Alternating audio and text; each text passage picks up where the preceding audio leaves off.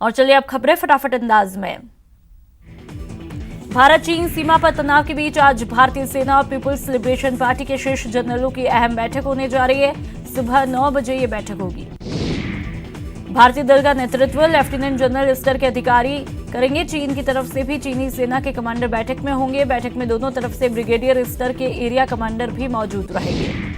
शुक्रवार को भारत चीन के बीच डिप्लोमेटिक स्तर पर भी बातचीत हुई, जिसमें दोनों देशों ने मतभेदों को शांतिपूर्ण चर्चा से हल करने पर सहमति जताई। संयुक्त राष्ट्र सुरक्षा परिषद में भारत ने अपनी दावेदारी पेश की। अस्थायी सदस्य देश के लिए भारत ने एशिया प्रशांत समूह से अपना दावा पेश किया है। 17 जून को इस पर फैसला होगा।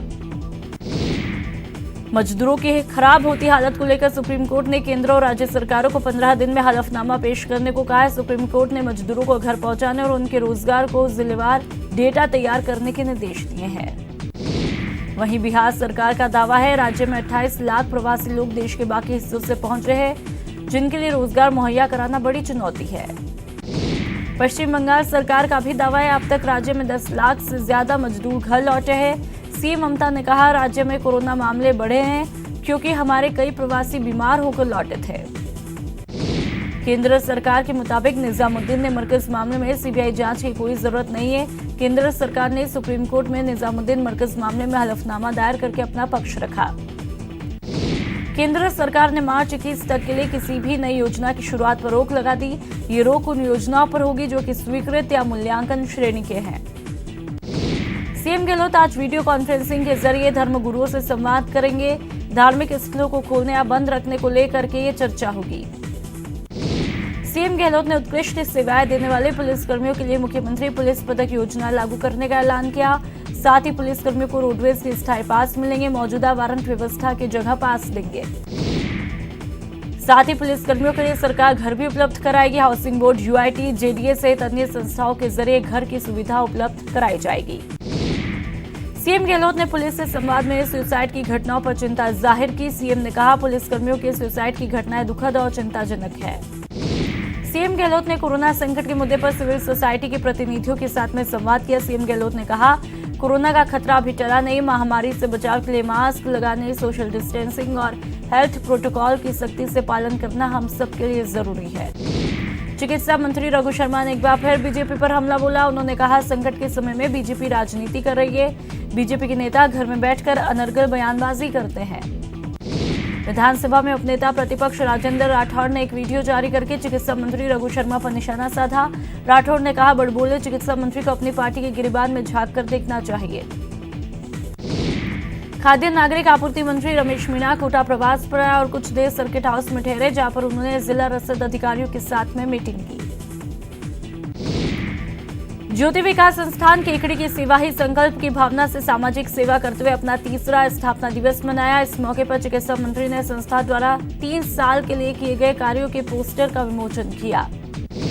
कोरोना संकट के बीच सरकार ने बेरोजगार हुए प्रवासी श्रमिकों और राज्य के श्रमिकों को बड़ी राहत दी। सरकार ने ऑनलाइन श्रमिक एम्प्लॉयमेंट एक्सचेंज की सुविधा शुरू की। प्रदेश में 3 आईपीएस अधिकारियों का एडीजी से डीजी में प्रमोशन किया गया। बीआर सोनी, कल रंजन साहू और नरसिम्हा राव को डीजी बनाया है। देश में कोरोना के मामलों में भारी उछाल आया। 24 घंटों में करीब 10,000 मामले सामने आए। कोरोना पॉजिटिव मरीजों का आंकड़ा 2,26,000 के पार पहुंचा। देश में कोरोना से अब तक 6,348 लोगों की मौत हुई, जबकि 1,09,000 से ज्यादा लोग ठीक हुए हैं। वहीं 1,10,000 से ज्यादा एक्टिव मामले हैं। राजस्थान में कोरोना मरीजों की संख्या 10,000 के पार हुई। वहीं अब तक 218 लोगों की मौत हुई, तो इलाज के बाद 6800 से ज्यादा लोगों को डिस्चार्ज किया। जयपुर में कोरोना मरीजों की संख्या 2,152 हुई, तो वहीं अब तक 102 लोगों की मौत हुई। राजधानी में इलाज के बाद 1,584 लोगों को डिस्चार्ज किया। जयपुर जंक्शन पर मुंबई से आई एक बुजुर्ग महिला की मौत हुई। जांच में सामने आया, महिला कोरोना से पीड़ित थी। महिला की मौत के बाद मुंबई से आए यात्री भी अब जांच के घेरे में है। कोटा में कोरोना पॉजिटिव मरीजों के आंकड़ों में लगातार बढ़ोतरी देखने को मिली। आज भी 2 मरीजों की जांच रिपोर्ट पॉजिटिव पाई गई है। सवाई माधोपुर के गंगापुर सिटी कस्बे के चूली गेट इलाके में फिर से कोरोना संक्रमित रोगी मिलने की पुष्टि हुई।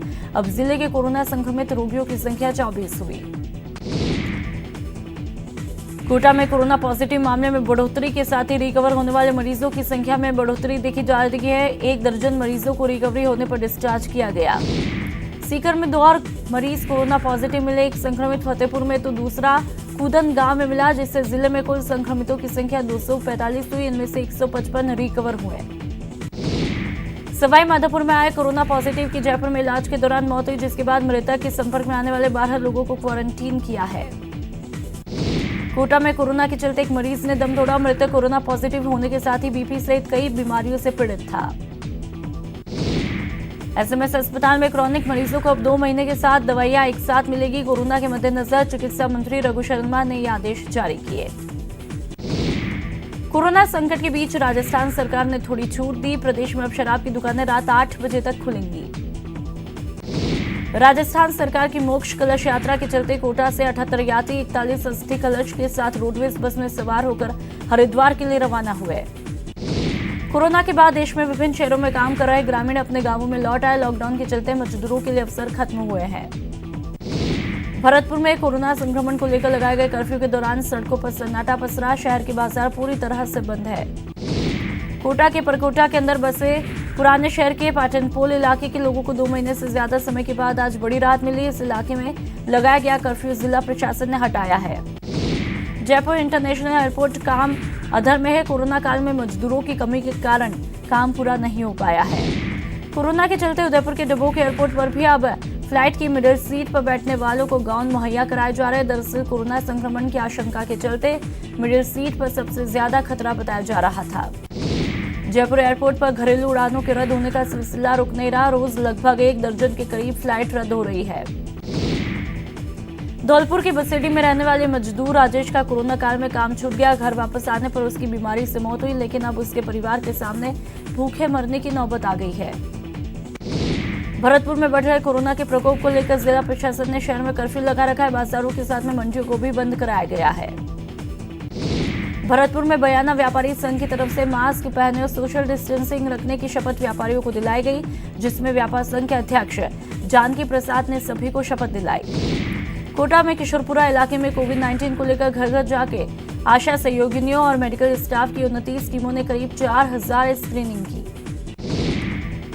कोरोना के चलते एक छात्रा ने उदयपुर में अपने आप को खेत पर बने कमरे में स्वेच्छा से 14 दिन के लिए क्वारंटीन किया। महाराष्ट्र के पूना से पढ़ाई कर अपने जिले लौटे राजवीर ने पहले अस्पताल जाके स्क्रीनिंग कराई, उसके बाद में अपने आप को क्वारंटीन किया।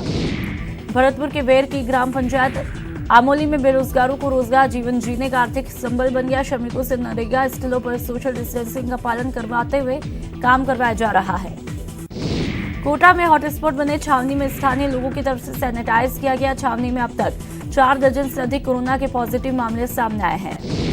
धौलपुर रेलवे स्टेशन पर अनलॉक के दौरान भी यात्रियों की चहल पहल कम देखने को मिली। स्टेशन मास्टर एसके जैन ने बताया कि सिर्फ पूर्व की यात्रा की टिकट कैंसिल कराने वाले यात्री ही पहुंच रहे हैं। कोटा में गर्मी के मौसम में सड़क किनारे सजने वाली दुकानों पर चश्मा और रुमाल के साथ रंग बिरंगे स्टाइलिश मास्क बिकने के लिए आ चुके हैं। भरतपुर में झोला छाप डॉक्टरों की कोरोना काल में भरमार है, जिसके तहत ये डॉक्टर्स मरीजों को बेवकूफ बनाकर उनसे पैसे ऐंठते हैं। अजमेर में पर्यावरण दिवस के मौके पर स्मार्ट अजमेरियन संस्था की तरफ से पेड़ पौधों को पानी दिया गया, साथ ही बेजुबानों के पानी के लिए परिंदे भी लगाए गए। कोरोना संक्रमण रोकने के लिए सामाजिक संगठन भी अपनी भूमिका निभा रहे हैं। उदयपुर के भी एक सामाजिक संगठन ने शिक्षा विभाग के कार्यालयों में पेडलिस्टिक सैनिटाइजर मशीन भेंट की। जिला शिक्षा अधिकारी कार्यालयों के लिए 4 मशीनें भेंट की गई। चिकित्सा मंत्री रघु शर्मा ने एक बार फिर बीजेपी पर हमला बोला। उन्होंने कहा, संकट के समय में बीजेपी राजनीति कर रही है। बीजेपी के नेता घर में बैठकर अनर्गल बयानबाजी करते हैं। विधानसभा में उपनेता प्रतिपक्ष राजेंद्र राठौड़ ने एक वीडियो जारी करके चिकित्सा मंत्री पर निशाना साधा। राठौड़ ने कहा, बड़बोले चिकित्सा मंत्री अपनी पार्टी के गिरिबान में झांक कर देखें। सीएम अशोक गहलोत ने आज प्रदेश के सभी पुलिस अधिकारियों के साथ में कोरोना महामारी को लेकर चर्चा की। इस कड़ी में अजमेर जिला पुलिस भी शामिल हुई। खाद्य नागरिक आपूर्ति मंत्री रमेश मीणा कोटा प्रवास पर आए और कुछ देर सर्किट हाउस में ठहरे, जहां पर उन्होंने जिला रसद अधिकारियों के साथ में मीटिंग की। राजसमंद कलेक्टर ने खमनोर पंचायत समिति सभागार में सोशल डिस्टेंसिंग की पालना करते हुए जन सुनवाई की। इसमें विधानसभा अध्यक्ष डॉक्टर सीपी जोशी भी मौजूद रहे। ज्योति विकास संस्थान केकड़ी के सेवा ही संकल्प की भावना से सामाजिक सेवा करते हुए अपना 3रा स्थापना दिवस मनाया। जयपुर में विधायक अशोक लाहौटी और पूर्व विधायक अशोक परनामी ने जिला कलेक्टर के साथ में बैठक की, जिसमें पेयजल की समस्या पर चर्चा की। ब्रेक के बाद आपका स्वागत है। चलिए फटाफट खबरों को आगे बढ़ाते हैं। टोंक में चिकित्सा अधिकारी डॉक्टर नरेंद्र कुमार को कॉल पर धमकाने के मामले में खुलासा हुआ। पुलिस ने जोधपुर जेल से 2 कैदियों को पकड़ा है। सवाई माधोपुर के मानटाउन थाना पुलिस ने मारपीट के मामले में एक आरोपी को गिरफ्तार किया। आरोपी को सामान्य चिकित्सालय के क्वारंटीन वार्ड में भर्ती करवाया गया। नागौर के जावली ग्राम में रेप पीड़िता एक विवाहिता की संदिग्ध मौत हुई। इस मामले में मृतका के परिजनों को उच्च स्तरीय जांच का आश्वासन दिया है। बीकानेर के पूगल में एक ही परिवार के 4 लोगों का अपहरण करके मारपीट का मामला सामने आया। पीड़ित परिवार का आरोप है कि पुलिस आरोपियों के साथ में मिली है। झालावाड़ के झालरापाटन में पुलिसकर्मी ने एक महिला सब्जी विक्रेता से अभद्रता की, जिसके बाद घटना से नाराज लोगों ने वहां पर जमकर हंगामा किया। अलवर के उद्योगनगर थाना पुलिस ने 7 साल की मासूम का अपहरण कर दुष्कर्म करने के आरोपी को 4 घंटे के बाद ही गिरफ्तार किया। धौलपुर के कंचनपुर में संदिग्ध परिस्थितियों में युवक की मौत के मामले में नया मोड़ आया। मृतक के पिता ने मृतक की पत्नी और उसके प्रेमी के खिलाफ हत्या का मामला दर्ज कराया। डकैत जगन गुर्जर के परिजनों ने जगन गुर्जर को अजमेर कारागार से धौलपुर जिला कारागार में शिफ्ट करने की मांग की। इसे लेकर उन्होंने जिला कलेक्टर को ज्ञापन सौंपा। अजमेर में अनलॉक 1.0 में दुकानें खोलने की इजाजत क्या मिले, दुकानदार बेलगाम हुए। कई दुकानदारों ने अपनी दुकान के सामने अतिक्रमण किया। पुलिस ने उनसे समझाइश की है। अजमेर के आना सागर झील में एक युवती ने छलांग लगा के आत्महत्या की कोशिश की। लड़की के झील में छलांग लगाते ही मौके पर मौजूद लोगों ने चिल्लाना शुरू किया, जिसके बाद पुलिसकर्मियों ने तत्काल प्रभाव से लड़की को झील से निकाला। सूरतगढ़ में युवती की गला घोंट के हत्या की। प्रेमी युवक के घर में प्रेमिका का शव मिला। पुलिस ने प्रेमी युवक को राउंड अप किया है। जयपुर में भी सेंट जेवियर्स स्कूल द्वारा 9वीं और 11वीं की पूरक परीक्षा लेने का मामला सामने आया। राज्य सरकार की तरफ से बोर्ड परीक्षा के अलावा अन्य किसी भी प्रकार की परीक्षा के आयोजन पर रोक है। दौसा के जगसोली गांव में कुएं का पानी पीने से करीब 15 लोगों की तबीयत खराब हुई, जिन्हें अस्पताल में भर्ती करवाया। बताया जा रहा है कि कुछ दिन पहले ही इस कुएं का पानी पीने से 4 बकरियों की मौत हुई थी। नागौर के प्रसिद्ध ऊधीमती माता मंदिर में रिवॉल्वर लिए पुजारी की तस्वीर सोशल मीडिया पर वायरल हो रही है। बहरहाल ये साफ नहीं हो पाया कि रिवॉल्वर लाइसेंसी है या फिर अवैध। करौली के सरमथुरा में NH 11B पर 2 बाइकों की आमने सामने भिड़ंत हुई। वहीं एक महिला से 3 लोग घायल हुए। बूंदी के GSS में कार्य करते समय अचानक CCTV में फट जाने से एक लाइनमैन झुलस गया, जिसको इलाज के लिए जिला चिकित्सालय में भर्ती करवाया। कोटा के इटावा में एक सड़क हादसा हुआ, जिसमें एक राहगीर और मोटरसाइकिल पर सवार एक युवती गंभीर रूप से घायल हुई। जोधपुर के उदय मंदिर थाना क्षेत्र में एक मकान की एक हिस्सा अचानक भरभरा के गिरा। घटना के दौरान 2 व्यक्ति इस बालकनी के नीचे बैठे थे, जो कि घायल हुए। राजसमंद के नेशनल हाईवे 8 पर 2 ट्रकों की टक्कर में 3 लोग घायल हुए। घटना के बाद स्थानीय लोगों ने घायलों को बाहर निकाला और अस्पताल में भर्ती करवाया। झालावाड़ की भवानी मंडी की कृषि उपज मंडी में अज्ञात वाहन की टक्कर से एक युवक की मौत हुई। डूंगरपुर के धम्बोला थाना क्षेत्र के बासिया गांव के पास 2 बाइक की आमने सामने टक्कर हुई। हादसे में दोनों बाइक सवार 2 बच्चों से 6 लोग घायल हुए। श्री गंगानगर के रायसिंह नगर में तेज रफ्तार ट्रक की चपेट में बाइक आई, जिसमें बाइक पर सवार 2 युवकों में से एक युवक की दर्दनाक मौत हुई। 12 के सीसवाली में ईंटों से भरी एक ट्रैक्टर ट्रॉली अनियंत्रित होकर पलटी। हालांकि गनीमत ये रही कि चालक इस हादसे में बाल-बाल बचा। जोधपुर में उम्मेद स्टेडियम के पास बने मकान की बालकनी अचानक भरभरा के गिरी, जिसमें 2 लोग घायल हुए। सवाई माधोपुर में इन दिनों मोदी सरकार के 1 वर्ष पूरा होने पर कई कार्यक्रम आयोजित किए जा रहे हैं, जिसके तहत महिला मोर्चा की जिला अध्यक्ष सुनीता वर्मा ने 300 महिलाओं को मास्क वितरित किए। राजसमंद कलेक्टर ने खमनोर पंचायत समिति सभागार में सोशल डिस्टेंसिंग की पालना करते हुए जनसुनवाई कार्यक्रम आयोजित किया। इसमें जनसुनवाई में विधानसभा अध्यक्ष डॉक्टर CP जोशी भी वीडियो कॉन्फ्रेंसिंग से जुड़े रहे। जयपुर में विधायक अशोक लाहौटी और पूर्व विधायक अशोक परनामी ने जिला कलेक्टर के साथ में बैठक की, जिसमें पेयजल की समस्या पर चर्चा हुई। PM आवास योजना के चलते सरकार सभी लोगों को अपना घर लेने में उनकी मदद करती है। इस योजना के तहत सिरोही में भी मकान निर्माण के लिए लोन दिए गए। अजमेर में केंद्रीय स्वास्थ्य विभाग का अध्ययन दल आया और कोरोना महामारी से बचाव के लिए अपनाई जा रही रणनीति की जानकारी ली। कोटा में गुमानपुरा वल्लभबाड़ी इलाके में पार्क बदहाल हुए। नगर निगम प्रशासन अपने अधिकार क्षेत्र के पार्कों के साथ संभाल नहीं कर पा रही। वही पार्कों में असामाजिक तत्वों का कब्जा हुआ है। कोरोना को लेकर 1 महीने पहले स्थगित किया गया वन्य जीव गणना का कार्य अब शुरू किया गया। टोंक जिले में वन्य जीव गणना का ये कार्य 51 वाटर हॉल्स पर किया जा रहा है। भरतपुर में पुलिस के जवानों ने अपने हथियारों की साफ सफाई की। बारिश शुरू होने से पहले ये सफाई जरूरी होती है, नहीं तो हथियारों में जंग लगने का डर रहता है। राजसमंद कलेक्टर ने जन सुनवाई कार्यक्रम आयोजित किया, जिसमें सोशल डिस्टेंसिंग की पालना की गई। अजमेर के केकड़ी में नर्सिंग कर्मियों ने अपनी मांगों को लेकर जिला अस्पताल के बाहर प्रदर्शन किया। कर्मचारियों ने बताया, पिछले काफी समय से 4 सूत्री मांगों को लेकर ये लोग आंदोलन कर रहे हैं। सवाई माधोपुर में कानून व्यवस्था बनाए रखने के लिए अभय कमांड सेंटर की स्थापना की जा रही है। जिला मुख्यालय के चिन्हित जगहों पर सीसीटीवी कैमरे लगाए जा रहे हैं। सवाई माधोपुर में मिशन ग्रीन बरवाड़ा के जल स्वावलंबन कार्यक्रम के तहत चौथ माता सरोवर की सफाई की गई। दौसा में एबीवीपी ने छात्र छात्राओं का शहरों में रूम रेंट माफ कराने की मांग उठाई। इसी के तहत मुख्यमंत्री के नाम उन्हें ज्ञापन सौंपा। अनलॉक 1.0 में अब अजमेर में भी धीरे धीरे सरकारी कामकाज गति पकड़ने लगा है, जिसमें जिला न्यायालय में भी अब काम शुरू होने वाला है। जयपुर के वरिष्ठ कलाकार चंद्र प्रकाश ने बड़ी मेहनत से महात्मा गांधी के लिए चित्र बनाए थे, लेकिन लॉकडाउन के चलते इनका चित्र एग्जीबिशन में लग नहीं पाया। फिलहाल ये कलाकार आर्थिक तंगी से झेल रहे हैं। भरतपुर के नई मंडी सर्कुलर रोड पर सड़क के बीच गड्ढों की वजह से लोग परेशान हैं, लेकिन शिकायत के बाद भी निगम सुध नहीं ले पा रहा। चूरू में गहराते पेयजल संकट और अनियमित बिजली आपूर्ति को लेकर बीजेपी ने जिला कलेक्टर को ज्ञापन सौंपा। बीजेपी कार्यकर्ताओं ने कोटा प्रवास पर आए खाद्य एवं नागरिक आपूर्ति मंत्री रमेश मीणा को ज्ञापन दिया। मंत्री को ज्ञापन देकर किसान मोर्चा के पदाधिकारियों ने राशन वितरित में हो रही हेराफेरी पर जांच की मांग की। कोटा में ट्रेनी IAS अतुल प्रकाश का प्रशिक्षण काल पूरा होने पर विदाई दी गई। उन्होंने लॉकडाउन की शुरुआत से ही व्यवस्थाओं को संभाला। कॉलोनी में नगर निगम की लापरवाही का खामियाजा आमजन को भुगतना पड़ रहा है। कॉलोनी के मुख्य प्रवेश द्वार पर ही गंदगी के ढेर पड़े रहते हैं, जिससे आने जाने वाले लोगों को भारी परेशानियों का सामना करना पड़ता है।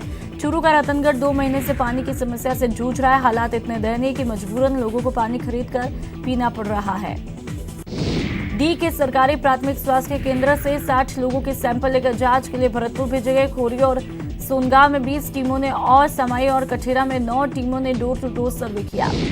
बीकानेर के डीएम ने नहरबंदी के दौरान शहर में पेयजल की आपूर्ति के संबंध में शोभासर के जलाशय का निरीक्षण किया और अधिकारियों को पेयजल की गुणवत्ता पर नियमित निगरानी रखने के निर्देश दिए। श्री गंगानगर में नगर परिषद और वार्ड पार्षदों में विवाद तूल पकड़ता हुआ दिखाई दे रहा है। कांग्रेस नेता अशोक चांडा के नेतृत्व में पार्षदों ने कलेक्टर को ज्ञापन सौंपा। उदयपुर की सलुम्बर कृषि मंडी का उपखंड अधिकारी मणिलाल तिरघर ने निरीक्षण किया। इस दौरान उन्होंने बताया, उपखंड क्षेत्र में चना, सरसों, गेहूं की राज्य सरकार द्वारा की जा रही समर्थन मूल्य की खरीदारी में सलुम्बर कृषि मंडी का कार्य अच्छी तरह से चल रहा है। कोटा में पश्चिम मध्यम रेलवे कॉन्ट्रैक्टर्स एसोसिएशन ने अभियंता कार्यालय पर विरोध किया। 75 ठेकेदारों के 5 करोड़ रुपए के भुगतान को लेकर यह प्रदर्शन किया जा रहा है। करौली में अवैध खनन के विरोध में दर्जनों ग्रामीणों ने एसडीएम कार्यालय पहुंच के प्रदर्शन किया। कोटा में मजदूर एकता मंच ने खाद्य एवं नागरिक आपूर्ति मंत्री रमेश मीणा से मुलाकात की और गरीब परिवारों को खाद्य सुरक्षा योजना में शामिल करने की मांग की। बीकानेर नगर निगम ने मानसून के पहले की तैयारियां शुरू की, जिसके तहत नालों की सफाई का काम शुरू किया है। लॉकडाउन के चलते मई महीने में बुद्ध पूर्णिमा पर स्थगित की गई वन्य जीव गणना शुरू हुई है। 24 घंटे के लिए कोटा वन्य जीव और कोटा वन्य मंडल के 78 वाटर पॉइंट पर शुरू किया गया। बीकानेर में वन विभाग के द्वारा वन्य जीवों की गणना की जा रही है। 24 घंटे में वन विभाग के कार्मिकों के द्वारा वन्य जीवों की गणना की जाएगी। डूंगरपुर में वन विभाग की तरफ से वन विभाग के अधीन जंगलों में वन्य जीव गणना सुबह 8 बजे से शुरू हुई, जो कि गणना शनिवार सुबह 8 बजे तक चलेगी।